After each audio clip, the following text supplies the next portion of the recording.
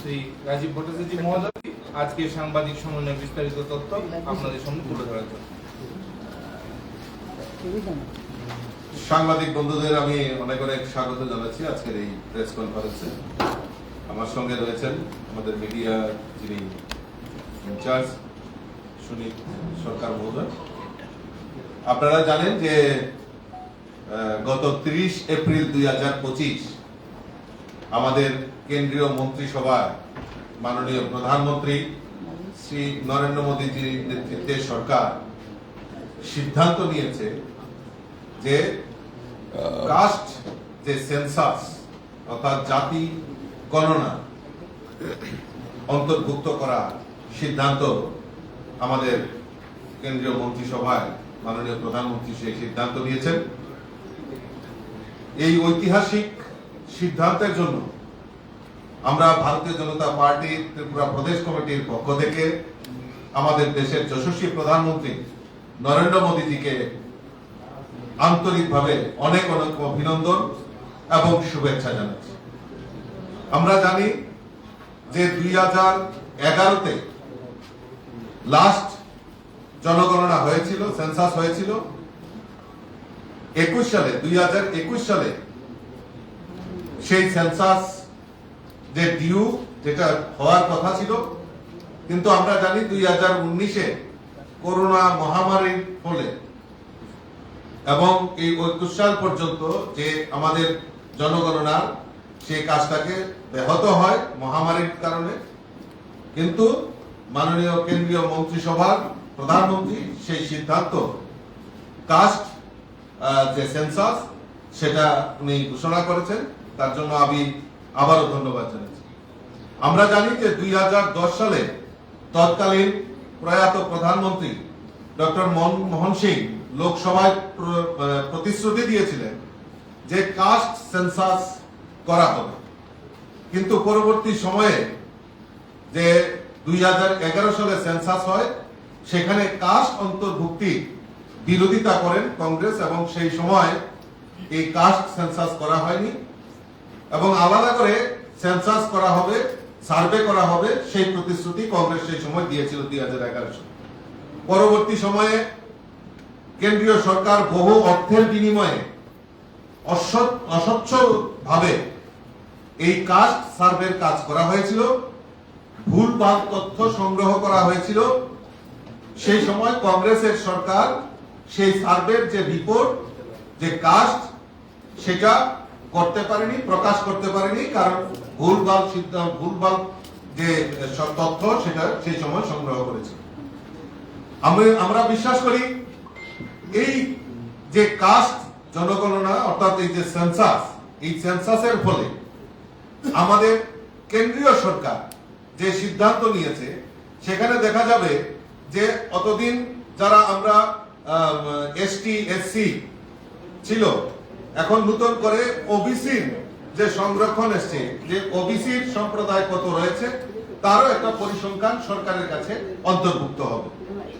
এবং ইতিমধ্যে আপনারা জানেন যে আমাদের ভারতবর্ষে এসটি এসসি দের সংরক্ষণ যেরকম চলছে, আমাদের কেন্দ্রীয় সরকার, আমরা মোদীজির নেতৃত্বে সরকার সমাজের অর্থনৈতিকভাবে দুর্বল অংশের মানুষের জন্য 10% রিজার্ভেশন সেটা আমাদের কেন্দ্রীয় মন্ত্রিসভা অর্থাৎ আমাদের দেশের প্রধানমন্ত্রী সেটা ঘোষণা করেছিলেন।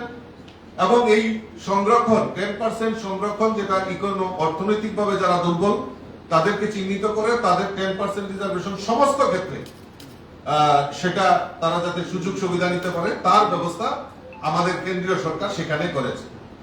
আমরা জানি এটা পরিষ্কার যে কংগ্রেস এবং তার সহযোগী দল ইন্ডি জোটের সহযোগীরা এই কাস্ট সেন্সাসের সবসময় তারা রাজনৈতিক হাতিয়ার হিসাবে ব্যবহার করা সেটা একটা প্রয়াস সবসময় করে আসছে। কিন্তু আমাদের দেশের যশস্বী প্রধানমন্ত্রীর যে স্বপ্ন যে আমাদের এই যে কাস্ট জনগণনা, এই যে কাস্ট সেন্সাসের ঘোষণা করেছেন, তার মধ্যে যারা অনুন্নত, আমাদের সরকারের যে মূল লক্ষ্য যে সমাজের অন্তিম ব্যক্তি পর্যন্ত সমস্ত সুযোগ সুবিধা পৌঁছে দেওয়া, সরকারি সুযোগ সুবিধা পৌঁছে দেওয়া, এই জনগণনার কারণে কেন্দ্রীয় সরকারের কাছে, আমাদের ভারতবর্ষের কাছে পরিষ্কার এই কাস্ট এবং যারা দুর্বল তাদের যে চিহ্নিত করা, তার প্রয়াস আমাদের এই জনগণনা এবং কাস্ট এই যে জনগণনার মাধ্যমে সেটা অন্তর্ভুক্তি করা হবে। এবং আমাদের প্রধানমন্ত্রীর যে সংকল্প যে বিকশিত ভারত এবং 2047-তে বৈভবশালী ভারতের কথা চিন্তা ভাবনা করছেন, তার একটা জ্বলজ্বন্ত উদাহরণ এখানে। কারণ সমাজের সবকা সাথ সবকা বিকাশ, অর্থাৎ সমাজের প্রত্যেকটা অংশের মানুষকে যাতে সহযোগিতা করা, আর্থিকভাবে যারা পিছিয়ে পড়া তাদেরকে সহযোগিতা করা এবং তাদের উন্নতির মাধ্যমে এই ভারতবর্ষের উন্নয়ন সম্ভব, সেই যে কাস্ট জনগণনা তাতে একটা বিশাল বড় অ্যাচিভমেন্ট হবে এবং ফলপ্রসূ হবে বলে আমি বিশ্বাস করি। আপনারা জানেন যে আমাদের কেন্দ্রীয় স্বরাষ্ট্রমন্ত্রী অমিত শাহজি 18 সেপ্টেম্বর 2024-এ এই প্রসঙ্গে, এই বিষয়ে, এই যে সেন্সাস করানো হবে তার ঘোষণা করেছিলেন এবং গত 30 এপ্রিল তা কেন্দ্রীয় যে মন্ত্রিসভা সেখানে মঞ্জুর হয়। আমরা জানি যে 1951 সাল থেকে 2011 পর্যন্ত প্রতিবার যতবার সেন্সাস হয়েছে তপশিলি জাতি এবং উপজাতি তথ্য হয়েছে, কিন্তু ওবিসি সেই সময় ওবিসি জাতিকে বাদ দেওয়া হয়েছিল, কিন্তু এটা নতুন করে ওবিসি সম্প্রদায়কেও সেই জনগণনার যে তথ্য সেই তথ্যের সংগ্রহ মানে তাদেরকে সংযুক্ত করা হয়েছে। আমি আবারও আপনাদের মাধ্যমে এই ঐতিহাসিক সিদ্ধান্তের জন্য আমি দেশের যশস্বী প্রধানমন্ত্রী নরেন্দ্র মোদীজিকে অনেক অনেক শুভেচ্ছা, অনেক অনেক অভিনন্দন জানাচ্ছি। ইতিমধ্যে আপনারা জানেন যে গত 30 এপ্রিল আমাদের দেশের যশস্বী প্রধানমন্ত্রী নরেন্দ্র মোদীজি আমার আরেকটা ক্যাবিনেটের সিদ্ধান্ত নিয়েছেন, যেটা আমাদের উত্তর পূর্বাঞ্চলের যে আমাদের যে ডেভেলপমেন্ট, উত্তর পূর্বাঞ্চলের যে উন্নয়ন, তাতে আরো একটা পালক সংযুক্ত হয়েছে। সেটা হলো হাই স্পিড করিডোর, যেটা মেঘালয় থেকে 5 গ্রাম আসাম পর্যন্ত প্রায় 166.80 কিলোমিটার দীর্ঘ greenfield high speed corridor NH6, তার জন্য আমাদের দেশের যশস্বী প্রধানমন্ত্রী একটি ঘোষণা করেছেন। এই প্রকল্পে আমি প্রথমেই বলেছি 166.80 কিলোমিটার রাস্তা সেখানে নির্মাণ করা হবে, যেটা মেঘালয়ে 144.80 কিলোমিটার এবং আসামে প্রায় 22 কিলোমিটার সেখানে রাস্তা কভার হবে। এই প্রকল্পে মোট ব্যয় হবে 22,864 কোটি টাকা ব্যয়ে এই রাস্তা নির্মাণ করা হবে এবং এই রাস্তা নির্মাণের ফলে গুয়াহাটি থেকে শিলচর পর্যন্ত চলাচলকারী যানবাহন যেটা সার্ভিস আরো উন্নত করা হবে। তার ফলে এই রাস্তার ফলে, এই করিডোরের ফলে ত্রিপুরা, মিজোরাম, মণিপুর ও আসাম বরাক উপত্যকার অঞ্চলে যোগাযোগ ব্যবস্থার বিশেষ উন্নতি হবে এবং লজিস্টিক, দেশের যে লজিস্টিক দক্ষতা তাতে সহায়তা হবে এবং এই যে রাস্তা নির্মাণ হবে তার ফলে যে ট্যুরিজম, এই উত্তর পূর্বাঞ্চলের যে ট্যুরিজম, এই ট্যুরিজম ইন্ডাস্ট্রির ক্ষেত্রেও একটা লাভদায়ক হবে বলে আমি বিশ্বাস করি। এই যে এত বড় ঐতিহাসিক সিদ্ধান্ত, এত বড় প্রকল্প, এত বড় রাস্তা, এত হাই স্পিড করিডোর, যেটা আমাদের দেশের যশস্বী প্রধানমন্ত্রী উত্তর পূর্বাঞ্চলকে উপহার স্বরূপ দিয়েছেন, তার জন্য আমি দেশের যশস্বী প্রধানমন্ত্রী নরেন্দ্র মোদীজিকে অনেক অনেক শুভেচ্ছা এবং অনেক অনেক অভিনন্দন জানাচ্ছি। আপনাদের যদি কোনো প্রশ্ন থাকে। বিজেপি দল লোকসভার ভেতরে এবং বাইরে বিভিন্ন সময় এই জাত গণনার বিরোধিতা করেছে। এই ভেতরে এবং বাইরে বিগত দুদিন ধরে দেখা যাচ্ছে যে বিজেপির বিভিন্ন নেতৃত্বদের যে এক্স হ্যান্ডেল বা সামাজিক মাধ্যম রয়েছে, তাতে বিগত দিনে যে বিরোধিতা করে পোস্টগুলি করা হয়েছিল জাত গণনা, সেটা মুছে ফেলা হচ্ছে। তো একদিকে এতদিন ধরে তীব্র বিরোধিতা, হঠাৎ করে মন্ত্রিসভায় সিদ্ধান্ত এবং এই দেশের যে বর্তমানে একটা পরিস্থিতি পেহেলগাম নিয়ে, এই পরিপ্রেক্ষিতে কিভাবে দেখছেন আপনি? প্রথম কথা হলো, আপনারা দেখাচ্ছেন যে 22 এপ্রিল যে অতর্কিত যে উগ্রপন্থার দ্বারা পেহেলগাঁওয়ে ভারতীয় যারা আমাদের টুরিস্টরা রয়েছেন, পর্যটকরা রয়েছেন, তাদের নিহত করা হয়েছে এবং তার পরবর্তী সময়ে আমাদের কেন্দ্রীয় সরকার আমাদের দেশের যশস্বী প্রধানমন্ত্রী এবং স্বরাষ্ট্রমন্ত্রী এবং যারা মন্ত্রী সভার সদস্যরা রয়েছেন দেখেছেন যে এই বিষয়টাকে কোন রকম দুর্বল চিত্তে দেখা হচ্ছে না। পরবর্তী পদক্ষেপ যে পদক্ষেপগুলি নেওয়া হয়েছে, যে পাকিস্তানের সঙ্গে যা যা করণীয় সেই কাজগুলি ওনারা করছেন এবং আমার দৃঢ় বিশ্বাস আজকে এই যারা উগ্রপন্থার সঙ্গে জড়িত, ভারত কোন সময় মোদিজির নেতৃত্বে বিগত দিনে আমরা দেখেছি তার প্রতিশোধ নেওয়া হয়েছে। আমার দৃঢ় বিশ্বাস এরও প্রতিশোধ নেওয়া হবে। তার জন্য বিরাট পদক্ষেপ নেওয়া সেটা করছেন। সর্বদলীয় বৈঠকও আমাদের আমাদের দেশের যশস্বী প্রধানমন্ত্রী উনি নির্দেশ দিয়েছেন। আমাদের অমিত শাহজি, রাজনাথ সিংজি ওনারা সর্বদলীয় বৈঠক করেছেন এবং সমস্ত রাজনৈতিক দল সমস্ত কিছুর ঊর্ধ্বে উঠে এই উগ্রপন্থার বিরুদ্ধে তীব্র ধিক্কার জানিয়েছে, নিন্দা জানিয়েছে এবং আগামী দিন যে আমাদের যে পদক্ষেপ, নিশ্চয়ই আমাদের দৃঢ় বিশ্বাস যে প্রধানমন্ত্রী তার প্রতিশোধ নেবেন, সেটা পরিষ্কার হয়ে গেছে।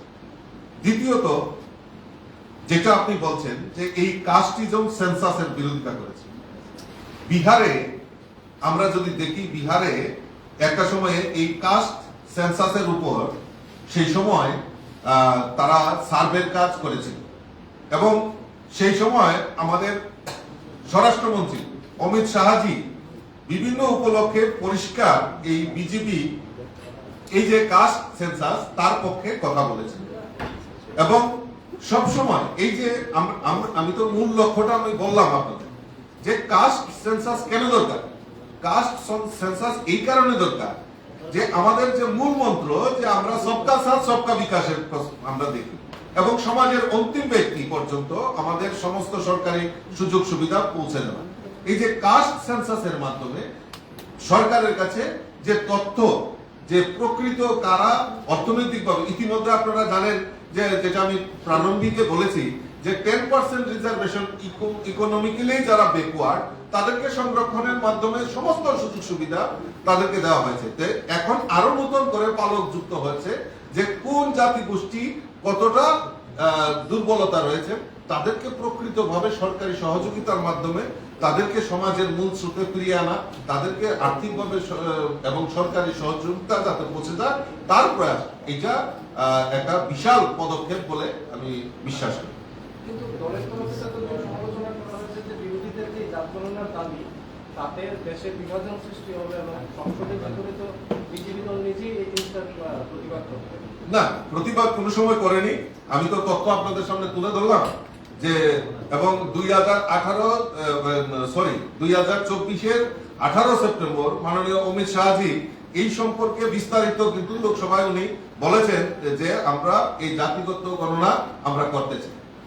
কিন্তু কংগ্রেসের বক্তব্য তো ওদের দাবির ফল এবং কালকে বাকি পটকা ফুটিয়ে তারা স্বাগত জানিয়েছে এবং আজকেও তারা সাংবাদিক সম্মেলন করে যেটা বলেছে যে জাত গণনা সেটা কংগ্রেসের দাবির ফল।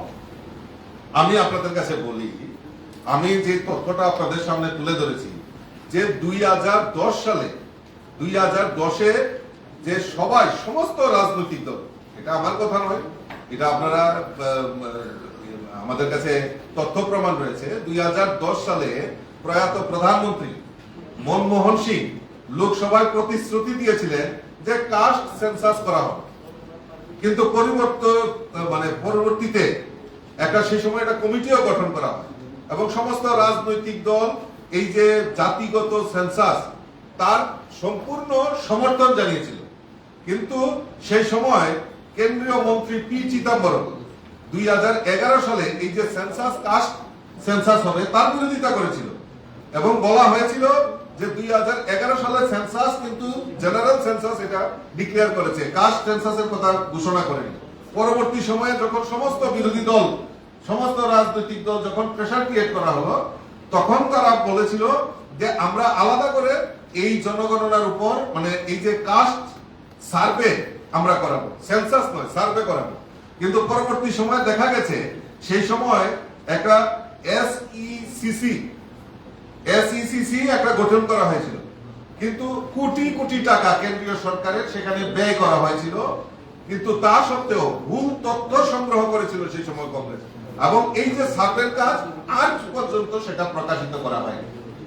তো কংগ্রেস কিভাবে সেখানে বড় গলায় বলতে পারে যে আমাদের দাবি 2010 সালে যেখানে প্রধানমন্ত্রী ওনাদের প্রয়াত প্রধানমন্ত্রী মনমোহন সিং তথ্য দিয়ে বলেছিল যে আমরা প্রতিশ্রুতিও দিয়েছিল লোকসভায় যে আমরা কাস্ট সেন্সাস করাবো, কিন্তু পরবর্তী সময়ে তারা করেনি 2011 সালে। তো এইটা থেকে প্রমাণিত হয় যে কংগ্রেস সেটা তার বিরোধিতা করেছিল এবং কংগ্রেস এখন উল্লাস করছেন বা সাংবাদিক সম্মেলন করছেন যে তাদের দাবি মানা হয়েছে, কিন্তু 2010 সালের কথা তাদেরকে জিজ্ঞেস করবেন যে 2010 সালের যে প্রতিশ্রুতি 2011-তে কেন সেটা করা হয়নি। সবাইকে ধন্যবাদ। লাস্ট আরেকটা প্রশ্ন। হ্যাঁ, কর। যার জন্য সবাই আগ্রহী, এটার সভাপতি করেন